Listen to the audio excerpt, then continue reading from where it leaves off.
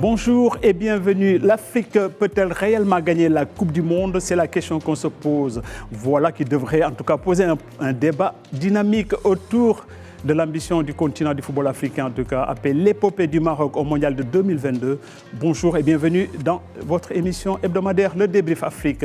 Pour en parler, pour décrypter les enjeux de l'actualité, de toutes les actualités en relation avec la Coupe du Monde, je reçois dans ce studio 3 journalistes reconnus. En tout cas, je reçois des journalistes de renommée. D'abord, Hicham Benani, le tout nouveau venu. Hicham Benani, bonjour. Bonjour, merci pour l'invitation. Bienvenue. Je rappelle que vous êtes directeur des rédactions du groupe Horizon Presse et cofondateur aussi du média Le Site Info. Avec nous également des habitués, Ismaïla Sy. D'abord, je commence par lui. Ismaïla Sy, bonjour. Bonjour Bachir. Ismaïla est journaliste à Challenge Hebdo, correspondant aussi de Financial Afrique au Maroc. Il est auteur, écrivain simplement. Ismaïla, bienvenue encore. Merci pour l'invitation. Avec nous également un habitué, un fan de foot et de sport en général, El Hadj Gueye. El Hadj Mamadou Gueye, bonjour. Bonjour. El Hadj Gueye est journaliste à L'Économiste, spécialiste des questions économiques africaines notamment, et il est observateur attentif des transformations de ce continent. El Hadj, bienvenue tous les trois, bienvenue à tous les trois. Merci. Merci. Merci. Pour commencer cette question centrale, justement appelée le parcours historique du Maroc, l'Afrique est-elle désormais une candidate crédible au titre du mondial? Une réponse par personne. C'est pour ce mondial ou c'est pour tous les mondiaux qui arrivent? Oui, peut-être, oui, à venir aussi. En tout cas, pour ce mondial, d'abord, pour commencer. Oui, je réponds. Alors, oui. L'Afrique, pour ce mondial, ça va peut-être être difficile, mais l'Afrique gagnera rapidement une Coupe du Monde. Elle est sur la bonne voie pour le faire. On retiendra ça. El Hadj, pardon. Oui, j'abonde dans le même sens que Hicham. Je pense qu'il y a déjà un pays qui nous a montré l'exemple, qui a été magnifique, le Maroc, qui est arrivé quand même en demi-finale en 2022. Ouais. Et c'est une très bonne chose parce qu'on était au stade des quarts de finale avec le Sénégal, le Cameroun. Comme on a franchi ce cap-là, je pense qu'il y a encore une petite marge qui reste à faire pour y arriver. Donc c'est par palier. Ismaïla, juste oui, en effet, moi je partage les positions de mes co-débatteurs. Je pense que l'Afrique, avec la prestation du Maroc qu'on a vu en 2022, il y a un changement de mindset. Il faut rappeler que la Coupe du Monde a toujours été une compétition du mental, voilà, avant de parler des talents. Voilà, donc je pense qu'aujourd'hui, les pays africains, en tout cas, sont dans le bon sens. En tout cas, la déclaration du patron de la CAF, le Sud-Africain Patrice Motsepe, semble apporter un début de réponse. Je vais le citer. Je pense qu'un pays africain gagnera la Coupe du Monde. Hicham l'a dit, nous devons viser plus haut. Maintenant, c'est le patron de la CAF qui le dit. Hicham, ça vous conforte dans votre... Il faut dire, c'est important de souligner que déjà, l'Afrique n'avait pas de chance avant parce qu'ils avaient une seule place en Coupe du Monde, dans les premières Coupes du Monde et pendant longtemps. Et à un moment, ils n'étaient même pas, pour des questions politiques, ils n'étaient pas en Coupe du Monde. Et ensuite, il y a eu 3 places, ensuite il y a eu 5 places jusqu'à la dernière Coupe du Monde. Et là, grâce au fait qu'il y a plus d'équipes lors du mondial, on passe 10, en l'occurrence. On passe à 48 équipes. Okay, de manière générale, il y en a, en fait, il y en a 9 plus 1, c'est-à-dire l'Afrique est passée au barrage. Donc aujourd'hui, on se retrouve avec 10 équipes qui sont fortes, qui sont sûres d'elles et qui peuvent faire quelque chose à ce mondial-là. Et quand on voit effectivement que le Maroc a fait une demi-finale, que d'autres équipes, d'ailleurs Cameroun, Ghana, sont arrivées en quart avant, il faut le rappeler, on est sur la bonne voie pour y arriver et c'est la suite logique des choses, on va dire. Donc, question claire, Ismaïla, donc c'est un objectif réaliste, quoi? Justement, moi, je vais me pencher sur la déclaration du président de la CAF. Je pense qu'en tant qu'élite, il y a aujourd'hui une volonté de construire un narratif. Voilà, le narratif de la victoire. Et je pense que, comme je disais en prélude, il y a quand même un changement de mindset. Depuis 2022, avec, je vais dire, la qualification et aussi l'exploit du Maroc arrivant en demi-finale, ça a donné quand même un certain mindset de vainqueur. Il faut rappeler que toutes les Coupes du Monde qui sont passées, les Africains partaient juste pour participer. Aujourd'hui, ce n'est plus le cas. On a des équipes comme la Côte d'Ivoire, comme le Maroc, comme le Sénégal, qui veulent aujourd'hui, par rapport à leurs dévanciers, je parle ici des Drogba et des Eto'o, ils veulent aspirer à la victoire. Ils n'ont plus de complexe face aux grandes nations européennes. En plus, aujourd'hui, ce sont des équipes qui ont des joueurs quand même qui jouent dans les meilleurs clubs au monde. Aujourd'hui, on a des joueurs qui sont au Real Madrid, au Barça, au FC Barcelone, au Bayern Munich. Donc, ce n'est plus des joueurs qui sont en Ligue 1 ou bien en Ligue 2. Donc, les équipes africaines, quand on voit la composition des sélections, c'est du très haut niveau. Et on l'a vu durant les préparations. avant la Coupe du Monde. Les équipes africaines ont réussi à battre des équipes européennes, sud-américaines, alors qu'auparavant, ça n'arrivait presque pas. Donc, je pense que même ces équipes-là, aujourd'hui, ont un regard un peu plus sérieux par rapport aux sélections africaines. Je vais très rapidement ajouter un point qui est quand même important. Il faut rappeler que le Brésil, qui a 5 Coupes du Monde, moi j'ai suivi un peu le parcours du Brésil avant d'arriver ici, toutes les Coupes du Monde du Brésil ont été le résultat du mental. Je parle ici, par exemple, de la finale entre le Brésil et l'Italie dans les années, je pense. Au tir au but, oui. Au tir au but, c'est le mental. Ouais. C'est au mental que le Brésil a gagné. Et aujourd'hui, moi, je pense qu'il est important que nos élites envoient le bon message. Et je voulais aussi souligner que, malheureusement, aux États-Unis, on remarque qu'il y a quand même une volonté de vouloir casser le mental de certaines nations. Mais bon, c'est de bonnes guerres aussi. Hein.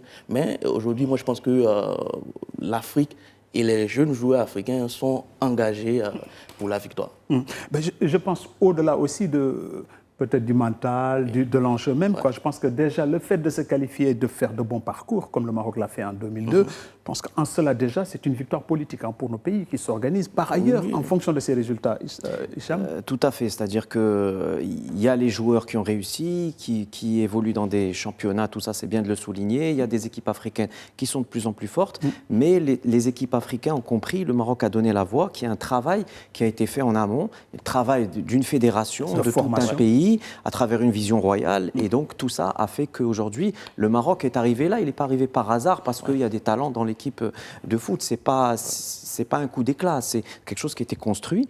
Et donc, on parle d'une académie, on parle d'infrastructures. Et on l'a vu. Et on parle beaucoup d'événements de football qui ont été organisés sur le sol marocain. Les clubs également. Il y a un travail sur les clubs qui deviennent de plus en plus professionnels. Si on revient il y a 15 ans avant, ça n'avait rien à voir avec aujourd'hui. Donc, on monte en puissance petit à petit, et ça s'est vu. Le Qatar, ça a été un coup d'éclat. On ne s'attendait pas à arriver en demi-finale. Et je vais dire même que le Maroc n'arrive pas en demi-finale de cette Coupe du Monde ne sera pas un échec. Non. C'est-à-dire, aujourd'hui, le Maroc est déjà là où il est. Il est déjà 7e mondial FIFA. Et il n'a c'est pas qu'il n'a rien à prouver, mais qu'il est dans la cour des grands. Et que donc, s'il n'arrive pas en demi-finale, on pourrait même parler d'accident. Je veux dire ça comme ça, finalement. Parce que tellement qu'il est attendu à ce niveau voilà, maintenant. Et qu'aujourd'hui, on a même aujourd'hui, à l'international, vous avez des grands journalistes français qui ont dit le Maroc gagnera très rapidement la Coupe du Monde. Et ils l'ont cité comme favori. On croise les doigts, en tout cas, c'est tout le mal qu'on pourrait souhaiter au Maroc. Et là, justement, est-ce que la CAF fait assez, comme peut-être le ferait une confédération européenne ou américaine, pour les équipes africaines? Je pense qu'il y a encore du travail à faire. Il y a du travail qui est fait. Il ne faut quand même pas noircir tout le tableau. Il y a quand même du travail qui a été fait. Déjà, le fait de tout faire pour qu'on puisse avoir la chance de faire participer 10 équipes, c'est une très bonne chose. Le fait aujourd'hui de tout faire pour que les compétitions soient mieux organisées, c'est une très bonne avancée. Maintenant, derrière, il faut accompagner aussi les initiatives à l'échelle nationale. Par exemple, comme on a dit, le Maroc aujourd'hui construit l'infrastructure qu'il faut en Afrique et qui respecte les normes européennes, internationales. Il faut que d'autres pays puissent suivre avec l'accompagnement aussi de la CAF, de la FIFA. Parce que ce qui dit infrastructure dit forcément des talents qui seront détectés, repérés, formés et qui vont être habitués dès le départ au niveau du football. Je donne juste un petit exemple. Le Maroc a lancé un plan Marshall pour le football féminin, par exemple. Je sors un peu du football masculin. Plan Marshall. Et quand ils ont lancé ça, je me rappelle, l'équipe nationale marocaine ne se qualifiait même pas pour les CAN. Même des équipes comme le Sénégal, le Mali, le Burkina arrivaient à éliminer les Marocaines. Mais ce plan Marshall-là, en 5 ans, 10 ans, il a produit des résultats jusqu'à faire l'ASFAR championne d'Afrique et l'équipe marocaine 2 fois vice-championne d'Afrique. Donc ça se voit que s'il y a un travail qui est fait sérieusement, avec l'accompagnement qu'il faut, forcément, dans 10-15 ans, on aura un résultat. Inch'Allah. En tout cas, c'est tout le mal qu'on souhaite à nos pays, déjà, tous les 10 pays qualifiés aujourd'hui. Bon, on ne va pas tous les citer, mais ils sont tous là, de grands pays, le Ghana, la RDC, le petit Cap-Vert, voilà, tout ça, ils sont là. Donc avec le Maroc, la Côte d'Ivoire, le Sénégal. Et qui d'autre que j'ai oublié? Voilà, l'Algérie, l'Égypte, la Tunisie. La Tunisie, voilà. Donc voilà, on est là, on est bien présent cette fois-ci, certainement que ça va. Encore donc une prise de position encore de Patrice Motsepe, toujours le président de la CAF, qui nous dit dans sa deuxième déclaration que l'objectif de la CAF est qu'une équipe africaine remporte la Coupe du Monde. Je pense qu'on a déjà anticipé ce propos. Ismaïla, l'objectif c'est ça. Moi, je pense que c'est un bon objectif. Oui, mais... En fait, comme je disais, le président, il est dans son rôle, il construit le narratif. Et au-delà, aujourd'hui, il faut que les pays africains doivent prendre conscience de l'outil de soft power qui est le sport. Voilà, Malraux disait que le 21e siècle serait religieux, et je pense qu'aujourd'hui, le 21e siècle est plutôt sportif. On le voit, hein, très sportif. Très sportif. C'est une religion en même temps. Voilà, donc je pense qu'aujourd'hui, des pays comme le Maroc ont compris l'impact, ou du moins les enjeux du sport dans le soft power. Et moi, je pense que les pays africains doivent s'inspirer un peu du Maroc. On parlait tout à l'heure d'infrastructures, d'investissement dans l'infrastructure, de gouvernance et tout ça. Et l'autre point de la réflexion, c'est qu'aujourd'hui, il est bon de fixer un objectif. Comme je disais tout à l'heure, les années qui sont passées, les pays africains partaient avec un objectif de participation. Maintenant, il y a un nouveau paradigme. Aujourd'hui, on vient aussi pour gagner. Pour gagner. Voilà, donc c'est important de le souligner. Donc l'objectif est réaliste, quoi, finalement. Évidemment. Vous l'avez dit, vous avez dit peut-être pas cette fois-ci, mais peut-être... Je rejoins un peu tes propos. Avant, quand le Maroc se qualifiait pour la Coupe du Monde, il y avait des scènes de joie dans la rue. Aujourd'hui, pour nous, c'est normal. Et je pense que les équipes africaines, c'est pareil aussi. C'est-à-dire, maintenant, surtout avec 10 équipes, il faut vraiment que les pays soient qualifiés. Et l'objectif de passer le premier tour va devenir aussi une obligation. Petit à petit, les équipes africaines n'ont plus à rougir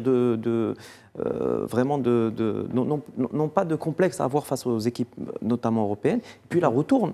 À un moment, vous avez les équipes sud-américaines qui gagnaient, il y a eu l'Europe, et aujourd'hui, petit à petit, sans parler du fait qu'il y a des très très grands joueurs africains dans toute l'Europe déjà. Donc, et petit à petit, ces équipes africaines, ils choisissent de jouer pour leur pays, et donc ça renforce aussi la puissance dans tous les sens de ces équipes africaines. C'est d'autant plus salutaire qu'ils choisissent leur pays très tôt, quoi. Maintenant, quoi. Ce n'est plus parce qu'ils ont fini leur carrière qu'ils rentrent chez eux, non, ils commencent très tôt, très jeunes, quoi. Parce qu'il y a le sérieux aussi de ces pays-là. Avant, par exemple, des sélections comme le Sénégal n'attiraient pas parce que on ne peut pas être un binational, on vient, on n'a pas de maillot, on n'a pas l'infrastructure qu'il faut, on n'a pas la réservation de l'hôtel, on a un problème de billets d'avion, de primes, tout ça. Maintenant, tout ça, c'est réglé. C'est des équipes très professionnalisées, avec un encadrement extraordinaire. Donc, ces joueurs se disent que quand je quitte l'Europe pour partir jouer, par exemple, dans tel et tel pays africain, je retrouve les mêmes standards, les mêmes conditions. Donc, je ne me plains pas. Aujourd'hui, au contraire, ce sont les binationaux qui forcent pour être sélectionnés par leur pays d'origine. Je voulais très rapidement souligner un point qui est quand même assez important. Enfin, je ne veux pas ici faire la promotion du Brésil, c'est juste un rappel historique. Le Brésil, avec ses 5 Coupes du Monde, personne ne connaissait le Brésil auparavant. C'est grâce à la Coupe du Monde que le monde a connu le Brésil. Et sans oublier les impacts, ou du moins les incidences dans le domaine économique. Donc je pense qu'aujourd'hui, ce genre d'événements sportifs ont un impact véritablement économique dans le PIB des différents pays. Absolument. Bien sûr, on l'a vu pour le Maroc au Qatar. Ça a mis la lumière sur le Maroc et beaucoup de gens qui ne connaissaient pas le Maroc ou qui s'y intéressaient très peu ont découvert en demi-finale, ils se sont dit c'est quoi ce pays qui arrive en demi-finale et ils se sont intéressés plus au pays et ils ont découvert quelque chose de grand. Donc c'est effectivement... En tout cas, c'est une exposition certaine des pays. En tout cas, s'ils atteignent un tel niveau de compétition, au fait, ça expose carrément le pays au monde entier. Parce qu'effectivement, après la qualification demi-finale du Maroc en Coupe du Monde, tout de suite, les recherches sur Internet du Maroc, même ceux qui connaissaient, c'est de dire maintenant comment y aller, où je vais loger, qui je vais... Les répercussions sur le tourisme, sur l'économie. Absolument, tout à fait. Est-ce que la CAF, on avait dit, est-ce qu'elle disposait d'une stratégie justement pour nous mener à cette victoire finale? Oui, peut-être, mais l'Afrique est-elle prête à surprendre le monde? C'est ça aussi la grande question. Est-ce qu'on est prêt? Ismaïla parlait de mental, donc de mindset. Est-ce qu'on est prêt à surprendre le monde? Ouais, moi, là, je suis partagé. Oui, parce que je pense que le mondial, c'est une compétition à part. Ça, c'est réalité. Et aussi, il y a un point qu'il faut souligner, qui est que moi, la question que je me pose en tant que journaliste, c'est est-ce que l'autre monde est prêt pour que l'Afrique s'impose? C'est ça, parce qu'on voit souvent, on a vu des matchs où des pays africains étaient opposés à des pays occidentaux. L'arbitrage, il y avait un problème d'arbitrage. Là, j'imagine comme ça, si demain, par exemple, le Maroc est en finale contre, par exemple, je dis n'importe quoi, l'Espagne, est-ce qu'on aura un arbitrage correct vis-à-vis d'un pays du Nord à l'endroit d'un pays du Sud? Bon, si l'arbitre est africain, peut-être ça passera. Non, mais c'est vrai que ce point est très important parce qu'aujourd'hui, au-delà d'avoir une super équipe, de super infrastructures, il faut être introduit, comme fait d'ailleurs Fouzi Larja aujourd'hui. Et le président de la Fédération on peut lui dire marocaine bravo de pour football, ça, parce qu'aujourd'hui, le Maroc a du soft power. Il a une puissance au niveau de la FIFA. Il a son mot à dire. Et c'est important que tous les pays africains aient ce soft power pour pouvoir peser quand il y a des problèmes d'arbitrage. Et on l'a vu, le Maroc a été, à mon avis en tout cas, lésé dans certaines Coupes du Monde précédentes. Oui, j'abonde un peu dans le même sens, parce que même je me rappelle la dernière demi-finale Maroc-France, par exemple, il y avait un peu des polémiques au niveau de l'arbitrage. Et souvent, c'est en faveur du pays qui est un peu vu comme le plus fort. Mais je pense que ça va changer, parce qu'aujourd'hui, il y a toute la technologie qu'il faut. Et si on s'en sert, on doit réussir à faire baisser tout ce qui est faute, tout ce qui est erreur. Mais encore faut-il qu'il y ait une bonne interprétation. Il faut surtout que les arbitres qui sont présents en Coupe du Monde soient bien formés, parce que l'arbitrage, ce n'est pas seulement la technologie aussi, c'est la formation. On l'a vu avec les arbitres africains, ils ont la technologie, ils ont tout l'accompagnement qu'il faut, sauf qu'en matière de formation, je pense qu'il y a un peu un gap par rapport aux arbitres européens. Donc je pense qu'en Coupe du Monde, il y aura quand même les meilleurs arbitres au niveau mondial. Normalement, oui. Oui, il y aura le VAR, il y a aussi les réseaux sociaux. Il faut éviter qu'une Coupe du Monde soit salie par des erreurs qui sont monumentales. Donc là, moi, je ne m'inquiète pas trop. Et je suis très optimiste parce que je me dis que les conditions dans lesquelles cette Coupe du Monde va être jouée, ça peut favoriser les équipes africaines, parce qu'on est dans un moment où il fait très chaud. Donc il y a beaucoup de pays européens quand même qui vont galérer un peu, je pense, par rapport à certaines équipes africaines. Je l'espère, parce qu'on l'a déjà vu dans les matchs préparatoires. Et ça pourrait être un petit point de plus par rapport à ces pays-là. Cette fois-ci, je croise les deux doigts pour que ça soit ça, justement. En tout cas, il y a de nouvelles règles arbitrales qui ont été encore mises en place. Donc, ça va peut-être aider à faire un meilleur arbitrage pour cette fois-ci. Cette fois-ci, c'est l'ancienne vedette des Lions indomptables et président de la FECAFOOT, la Fédération camerounaise de football, Samuel Eto'o, qui prévient, je le cite justement, le monde entier va être surpris par l'Afrique. Donc, ça veut dire que Motsepe n'est pas le seul, tout le monde y pense, tout le monde y croit. Ismaïla? Ouais, moi ça ne me surprend pas, Eto'o il est dans son rôle. C'est encore du narratif. Président de la Fédération camerounaise de football et aussi en tant qu'ancien joueur. Et je pense que Eto'o, quand même, c'est une sorte de revanche. Parce que comme je disais, il y a quand même une nouvelle génération de joueurs. Je parle ici d'Hakimi, je parle ici de Mané. Ils n'ont pas le même mindset que Eto'o. Eto'o, Drogba, Yaya Touré, quand ils partaient au mondial, il parle ici aussi d'Okocha, ils partaient juste pour participer. Première poule, bon, c'est déjà un exploit. Aujourd'hui, lui, en tant qu'ancien joueur, il envoie un message de force à ces jeunes, à cette nouvelle génération. Et aussi, l'autre point, c'est que l'Afrique ne doit plus être considérée comme un réservoir de talents pour les pays occidentaux. Voilà, c'est-à-dire aujourd'hui, il disait tout à l'heure, on a de belles pépites qui évoluent dans le grand championnat. C'est-à-dire, il ne faut pas que ça soit cela seulement. Il faut qu'aujourd'hui, les talents africains dans d'autres championnats ou dans d'autres événements puissent, exceller. Donc, en tout cas, s'exprimer beaucoup mieux. Donc, il n'y a plus de doute, quoi. C'est faisable, quoi. Pour la Coupe du Monde, oui, c'est faisable. Après, Eto'o, il est dans son rôle. C'est-à-dire qu'il faut des déclarations fortes. Et si ce n'est pas lui qui les dit, président de la CAF, il faut vraiment que ce soit... il faut qu'il y ait des messages positifs qui soient véhiculés. Exactement. Il faut qu'on y croie. Je vais faire une comparaison un petit peu parce que je suis fan du PSG. Pendant longtemps, PSG a dit on va gagner la Ligue des Champions. Personne n'y croyait. Ils sont arrivés, ils l'ont gagné 2 fois. Donc à un moment, quand vous mettez des messages forts et positifs, vous finissez par arriver dans une spirale positive. Et croyons que personne n'y croyait à une époque. Et donc c'est pareil, à mon avis, pour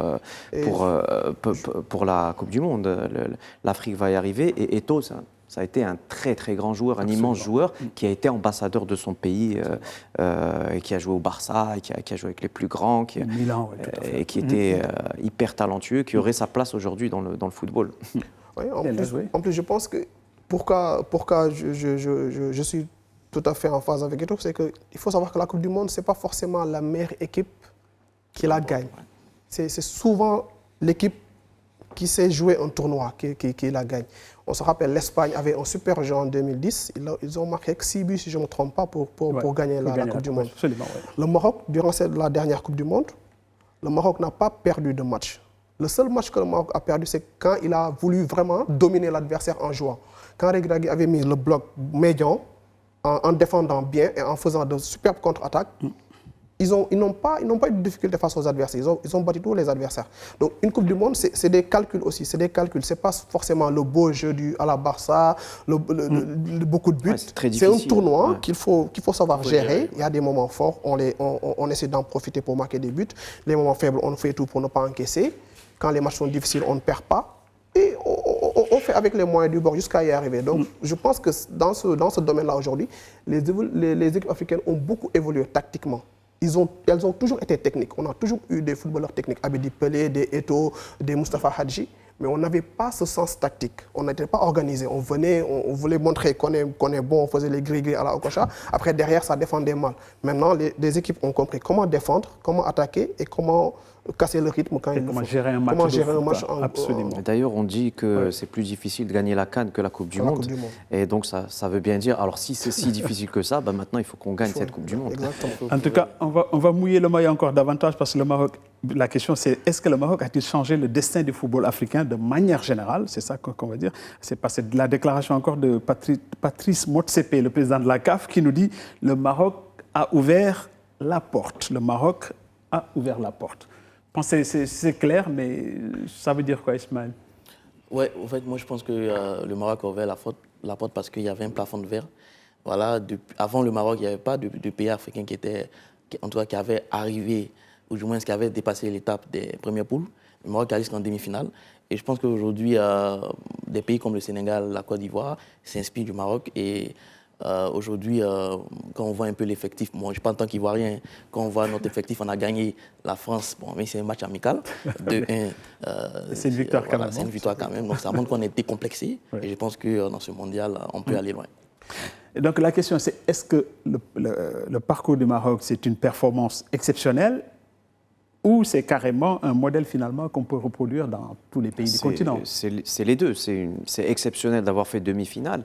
Il y a 10 ans, on n'aurait jamais imaginé y arriver, tellement on se disait on arrive déjà en huitième, on arrive en quart. Donc oui, c'est une performance exceptionnelle, mais elle n'est pas arrivée par hasard. Et le Maroc a ouvert la porte au niveau des résultats et de ce qu'il est en train de faire sur le plan mondial, mais aussi, comme on l'a dit, par rapport à tout ce qu'il a mis en place pour y arriver, il a ouvert la porte, donné l'exemple aux autres fédérations. Donner un modèle surtout, quoi. Un modèle de réussite. Et aujourd'hui, tous les pays africains doivent se mettre à niveau pour pouvoir tout assainir, réussir à mettre tout à jour, avoir des fédérations capables d'être organisées et d'attirer, comme on l'a dit tout à l'heure, d'attirer les joueurs qui ont la double nationalité et qui aujourd'hui ne vont plus hésiter à aller jouer dans les pays africains. Ce n'est pas la première fois, je tiens juste à dire que ce n'est pas la première fois que le Maroc ouvre les portes, parce que c'est aussi le premier pays africain qui a réussi à passer la phase de poule.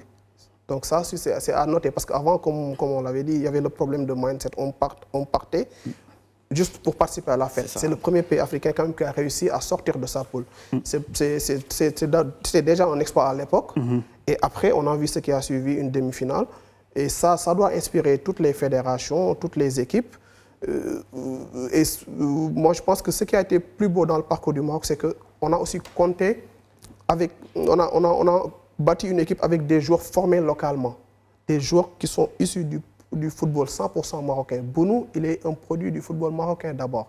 Les Aguerd, c'était des produits du football marocain. Ce sont les Hakimi, les Ziyech qui ont été ajoutés. Mais l'académie a formé, les clubs ont formé. Donc la base, les Chibi, tout ça, les Nessiri, ils sont des produits du football marocain. Même si les gens parfois ne le savent pas, ils sont des produits du football marocain. Et c'est ça qui a été beau. Ça veut dire qu'en Afrique, il y a le talent qu'il faut.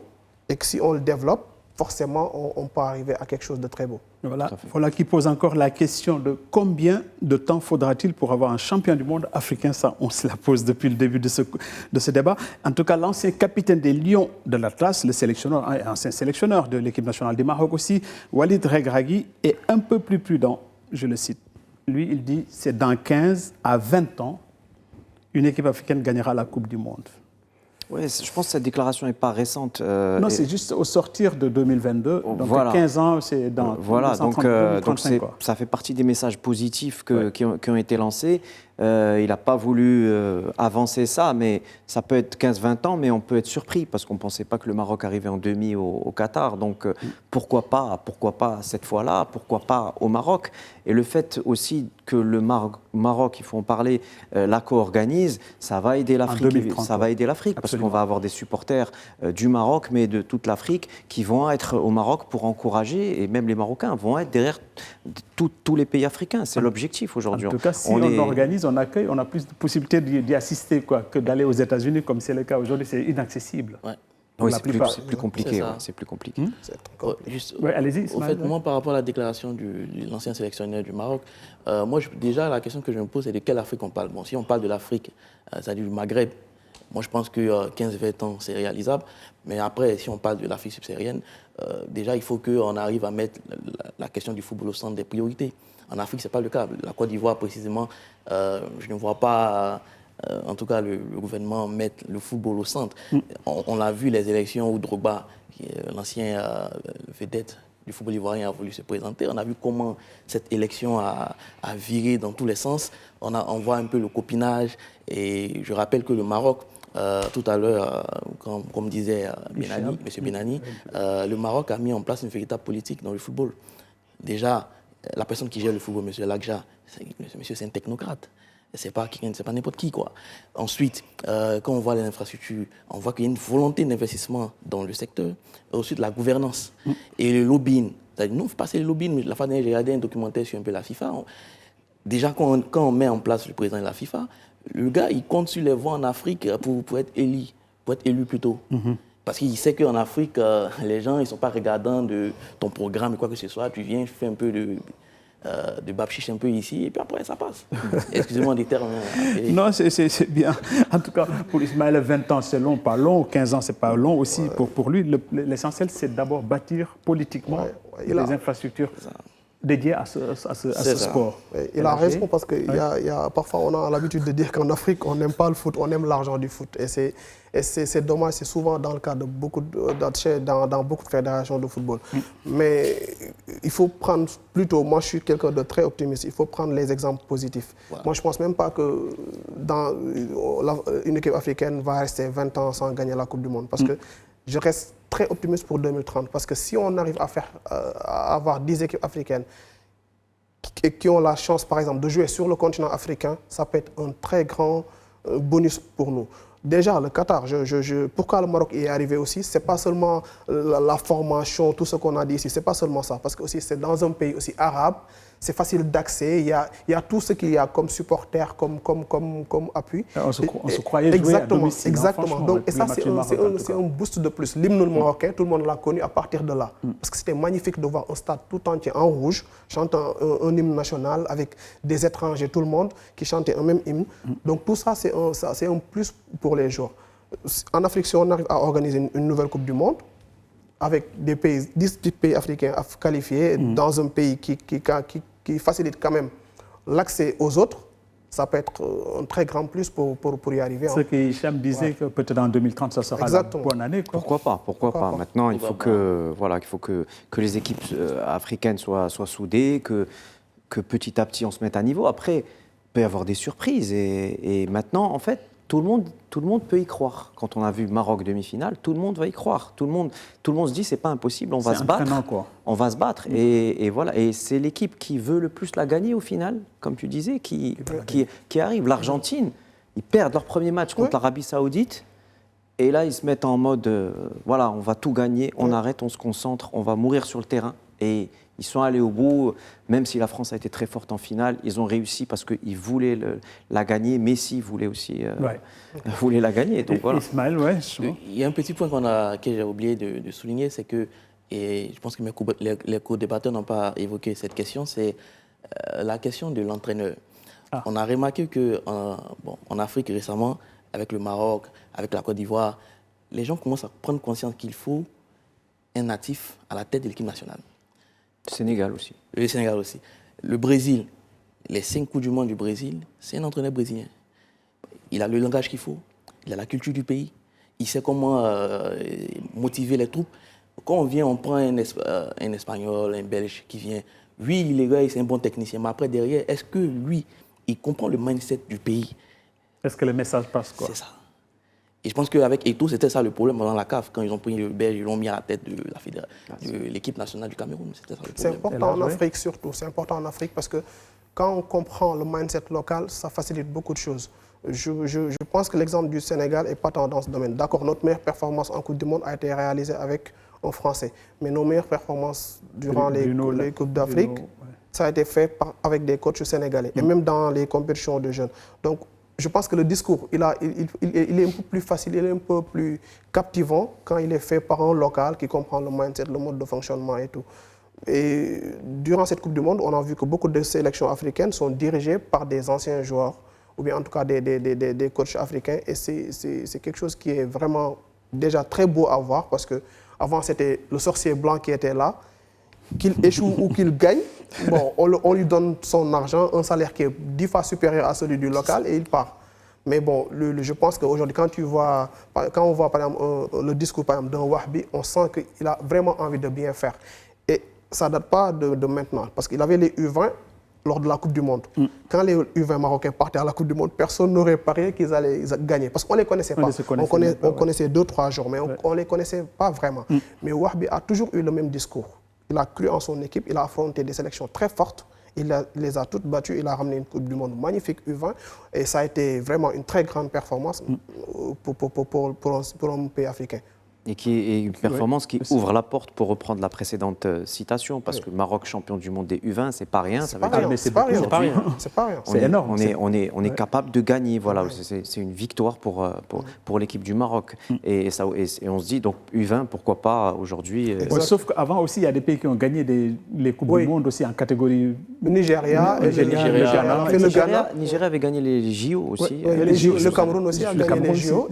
Ils ont fait une finale de Coupe des Confédérations. Voilà. Aussi, est-ce que ça manque de coordination politique, donc d'ambition politique par ailleurs, pour justement partir de ces victoires éclatantes, gagner une Coupe du Monde des U20 ou U17, peu importe, gagner une Coupe du Monde, c'est une Coupe du Monde. Est-ce qu'à partir de là, on peut aussi imposer, en tout cas installer d'autres politiques qui nous permettent d'aller encore pour la dernière étape? Le cas du Nigeria, par exemple, c'est surtout un manque d'organisation qui n'a pas permis d'enchaîner derrière. Donc, ils ont eu des générations magnifiques dans les années 90 avec Okocha, les Kanu, les Ikpeba. C'est cette génération même qui est partie gagner les JO, je pense en battant le Brésil ou l'Argentine. Et le Cameroun l'a fait en battant l'Espagne avec les Pierre Womé et tout. Ce Cameroun de 2002, par exemple, c'est le Cameroun qui avait gagné les JO avant, en battant toutes les équipes européennes et sud-américaines. Mais derrière, s'il y a une fédération qui ne comprend pas que dans 2 ans, on peut faire plus, ça ne marche pas. Et qui compte juste sur l'État. La seule différence, par exemple, par rapport à la fédération marocaine, c'est que dès qu'il y a un succès, ils savent qu'on peut enchaîner derrière. Je donne l'exemple toujours du football féminin. Dès que l'ASFA a gagné la Ligue des Champions, ils se sont dit qu'au lieu d'avoir une seule équipe marocaine qui part en Ligue des Champions féminine, on va tout faire pour que l'autre équipe qui est à Casablanca, par exemple, y arrive. Et elle a fait une finale. Dès que l'équipe nationale féminine a fait la Coupe du Monde, on a tout fait pour qu'elle enchaîne aussi avec une autre finale de CAN. Donc c'est comme ça qu'il faut faire la politique footballistique. Quand on a un résultat qui est positif, qui est surprenant, il faut enchaîner derrière, il ne faut pas baisser les bras, il faut travailler plus pour que ce résultat-là soit maintenu et amélioré. Donc c'est tirer profit de tous ces résultats, tout ça, donc investir là-dedans, politiquement d'abord. Oui. Je reviens juste par rapport à la question de l'entraîneur qui est très importante, qui a été noté. Walid Regragui, ça a été une révélation pour nous. On s'est dit, voilà un homme qui comprend les joueurs, parce que lui aussi, il a évolué à l'étranger. Donc il comprend bien ces joueurs qui évoluent dans des championnats aux Pays-Bas, en France, etc., et qui sont binationaux parfois. Donc il avait vraiment leur langage pour leur parler, pour réussir à leur donner la grinta et la nia, comme on dit plutôt en D'ailleurs, c'est devenu célèbre, là, son mot sir, la nia. Ça poussait tout le monde à aller, quoi. Voilà, donc, et ça va rester. C'est ce mindset-là dont on a besoin aujourd'hui, que Wahbi, d'ailleurs, il va se servir de ça, c'est sûr et certain, avec sa touche personnelle, mais on est dans la continuité, c'est-à-dire qu'on a un entraîneur qui est marocain et qui, voilà, il a fait ses armes en Belgique, il a je veux dire, il n'a pas été seulement au Maroc. Donc, et puis, il a, dans son CV, la dernière Coupe du Monde des U20. Donc, on est dans une continuité avec un sélectionneur marocain. Même si on a eu des sélectionneurs comme Hervé Renard, Henri Michel, qui se considéraient, ça c'est l'anecdote, qui se considéraient comme des Marocains parce qu'ils avaient vécu longtemps, ils ont tellement apprécié le Maroc c'est-à-dire Hervé Renard, France-Maroc, il était pour le Maroc, dernière Coupe du Monde. Donc c'est dire, il était vraiment rentré dans ce pays-là et il apprécie. Maintenant c'est vrai, un entraîneur marocain, c'est bien pour l'image déjà qu'on dégage. On a des joueurs marocains avec un entraîneur marocain, une culture différentes, des binationaux, avec une appartenance marocaine. Voilà. En tout cas, c'est... Oui, Ismaël, oui. En fait, je voulais revenir un peu sur les propos de El Hadj sur le pourquoi du fait que c'est-à-dire, la dynamique ne suit pas. C'est aussi la gestion de l'échec. Voilà, c'est-à-dire qu'en Afrique, malheureusement, le 11e homme, on n'arrive pas à gérer l'échec. C'est-à-dire que lorsqu'un pays perd, automatiquement, on s'acharne sur les joueurs, on se décourage. Il y a un slogan, je me rappelle, en 2006, 2004-2006, si je ne me trompe pas, le Cameroun a battu la Côte d'Ivoire, sinon la Coupe d'Afrique. En Coupe d'Afrique. Non, pour la Coupe du Monde. Et il y a un slogan qui est sorti, découragement n'est pas ivoirien. Parce que les gens ont compris qu'à un moment donné, le football, l'échec fait partie. Quand on échoue, il faut se dire, bon, ok, ça n'a pas marché, il faut identifier, c'est-à-dire là où le bas blesse, et ensuite se projeter. Exactement. Tout à fait, absolument, parce que, bon, on se rappelle encore de cet épisode où on avait carrément mis en prison l'équipe nationale de Côte d'Ivoire pour avoir échoué. Voilà, c'est pour dire que... Avec Robert Gueye, oui. Il est accueilli à l'aéroport avec les militaires, il a dit, ok, allons au camp. Voilà, c'est pour dire que quand même le football ou le sport de manière générale va trop loin et la politique s'en mêle très souvent et de mauvaise manière. Maintenant, je pense que c'est de plus en plus réfléchi. En tout cas, la gestion politique du football est beaucoup plus... Vous avez rappelé, Hicham, vous avez rappelé que Larja n'était pas seulement président de la fédération. C'est le VRP du football. Il a plusieurs casquettes et c'est l'homme fort. Et puis, on est dans la durée. On est quelqu'un qui est là dans la durée pour construire, on lui laisse le temps. Ça, c'est très important. Et même pour un coach, on espère vraiment, par exemple, Ouabi, maintenant qui est là, moi j'espère qu'il va rester encore en 2030, quel que soit le résultat de cette Coupe du Monde, parce qu'il faut laisser le temps. Il faut laisser le temps pour construire. Encore une fois, des équipes comme le PSG, même si ce n'est pas une nation, l'ont compris et ont laissé leur coach longtemps pour construire. 10 ans pratiquement d'équipes. Après, c'est vrai qu'au football, c'est difficile parce que la moindre erreur se paye cash et c'est souvent les entraîneurs qui payent l'addition. On arrive vers la fin. Bon, comme tous les matchs, il y a une fin, même s'il y a une prolongation. Mais là, nous, on est limité par le temps. On arrive à la dernière, c'est de Cristiano Ronaldo dont il s'agit. Je vais le citer parce qu'on lui a posé la question de savoir s'il arrêtait. Et la réponse est là. Définitivement oui, parce que j'aurai 41 ans à la fin de ce mondial qui est ouvert le 11 juin dernier. Cristiano Ronaldo arrêtera au sortir de ce mondial. Oui, c'est un monument du football. Déjà à 41 ans, c'est exceptionnel de participer. Il sera peut-être titulaire d'ailleurs. Donc, Messi aussi, je pense que ce sera son dernier mondial. Donc c'est les deux joueurs qui ont eu le plus de ballons d'or. Je ne sais pas combien ils en ont à tous les deux. Mais tous les deux, ils sont entre... J'ai pas les chiffres. 13 ou 15, plus que 10 à 2. Cristiano 5, je pense. 13, ils sont autour de 13. Donc voilà, ça va être leur dernier mondial. On tourne une page d'une génération incroyable de deux joueurs qui jouaient au Barça et au Real et qui ont fait le bonheur des supporters de ces deux clubs. Voilà, Ronaldo n'a jamais gagné la Coupe du Monde. Peut-être sa dernière chance d'en gagner une. L'équipe du Portugal est toujours souvent sous-cotée, alors qu'il y a vraiment une très très belle équipe du Portugal capable de gagner la Coupe du Monde sans, je ne vais pas dire sans problème, mais le Portugal a l'effectif pour la gagner. Maintenant, est-ce qu'il sera titulaire? Est-ce qu'il va jouer en remplaçant comme joker? En tout cas, il faut vraiment qu'il fasse une meilleure Coupe du Monde que la dernière, où il n'avait pas été mis dans les meilleures conditions pour jouer. Il aurait une revanche à prendre, je pense. Absolument. Et là, on a vraiment l'exemple d'un joueur qui aime son pays et qui mouille le maillot du Portugal plus que tous les clubs dans lesquels il a joué. Puis voilà, c'est un grand monsieur quand même. Mais moi, les socios marocains me disent, est-ce qu'il va jouer la Coupe du Monde 2030 au Maroc? Pour finir en beauté. 2030, je ne pense pas. Je pense que et là, chez lui aussi. Là, il faut arrêter, il faut dire stop. Ce sera compliqué. C'est le corps qui répond plus. Mais il aura quel âge en 2030? 45 ans presque. Donc, ce n'est pas possible, je pense, d'être performant à 45 ans. Il pourrait être dans le staff. Il peut être dans le staff, il peut être dans l'encadrement pour donner... Il peut être aussi un bon ambassadeur du football portugais de cette Coupe du Monde-là. Mais en termes de performance, il y a une bonne génération portugaise, il y a des jeunes joueurs, ils forment, c'est l'une des meilleures académies au monde. Donc, sincèrement, il doit raccrocher les crampons. Et pour moi, peu importe le résultat du Portugal, il a été un footballeur magnifique. Ce n'est pas tout le monde qui a la chance de gagner une Coupe du Monde. Le Brésil a une très belle génération dans les années 80 qui n'a pas gagné la Coupe du Monde. Pourtant, on la considère comme la meilleure en termes de spectacle et de jeu. Ça peut arriver.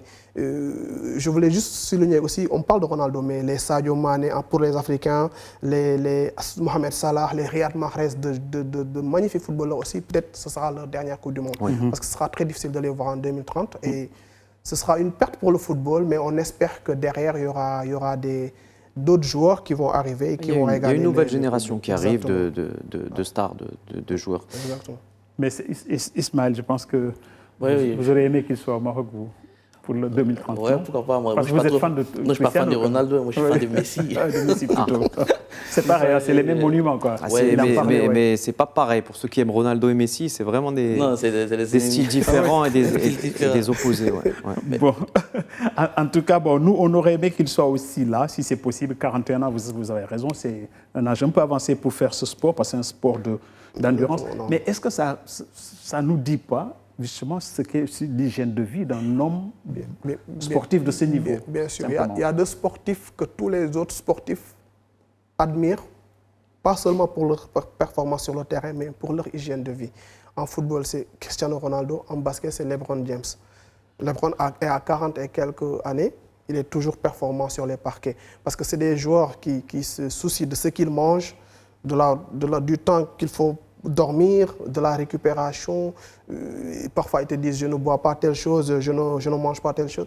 Et les joueurs eux-mêmes qui sont avec eux ont déjà témoigné de la façon dont ils gèrent leur corps. Notamment Mehdi le Marocain, Mehdi Benatia, qui a été à une émission et qui décrivait comment Ronaldo vivait. Ou même quand il ne participait pas à un match, comment il prenait le temps de faire comme s'il jouait en s'entraînant 1h ou 1h30 pour au moins échauffer son corps et tout ça. Donc, tout ce qu'il a obtenu dans le foot, c'est mérité parce que c'est un travailleur. On va le comparer tout le temps à Messi, au meilleur de l'histoire, mais en termes, en tout cas, d'hygiène de vie pour moi et de gestion de carrière, c'est le meilleur. Ismaïla, même si vous êtes contre Ronaldo, vous êtes barcelonais, vous. Oui, je pense que la longévité dans le sport, le fait de gérer son hygiène de vie, ça compte. Moi, l'exemple, par exemple, dans le basket, pour moi, c'est Michael Jordan. En fait, c'était un joueur quand même en dehors du terrain, du carré, du basket. C'était quelqu'un qui avait une discipline de vie, une rigueur. Et aujourd'hui, dans le football, ça se paye cash, quoi. Quand le joueur n'a pas de discipline de vie, je parle ici de Neymar. Je parle aussi de Ronaldinho, même Ronaldinho également, des grands fêtards. Donc aujourd'hui, moi, l'idée que je voulais souligner avant qu'on passe à cette question, c'était que le football est en train de changer. C'est-à-dire que l'ère Ronaldo, Messi, on était dans un football de dualité, où il y avait deux grands joueurs qui pesaient sur le football mondial. Aujourd'hui, il n'y a plus ça. On a des joueurs, en tout cas, qui sont quand même à équidistance au même niveau.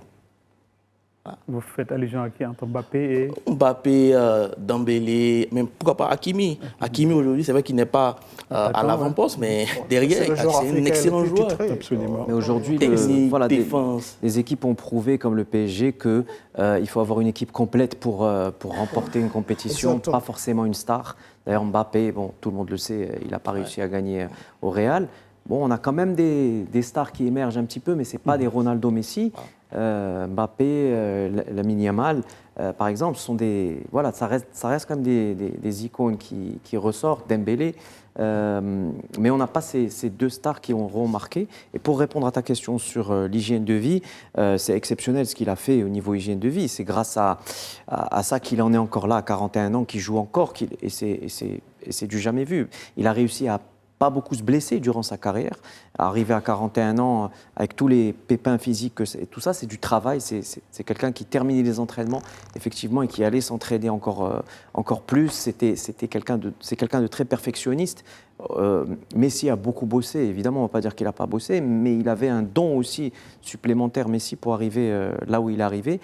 Aujourd'hui, je ne pense pas qu'un joueur puisse faire comme Ronaldo, aller jusqu'à 41 ans, étant donné que les joueurs jouent beaucoup trop de matchs sur une saison. Ils viennent de terminer la Champions League, ils enchaînent sur le mondial. Il y avait le mondial des clubs l'année dernière. Il y a des joueurs qui n'ont même pas 15 jours pour souffler, ce qui explique qu'il y a de plus en plus de blessures dans le football moderne. En tout cas, merci beaucoup pour vos analyses, Hicham Benani. Je rappelle que vous êtes directeur des rédactions du groupe Horizon Presse et cofondateur du média Le Site Info. Je vous remercie infiniment. Tout le plaisir est pour votre moi. Première. C'est réussi en tout cas. J'espère vous garder jusqu'à 41 ans aussi. Merci.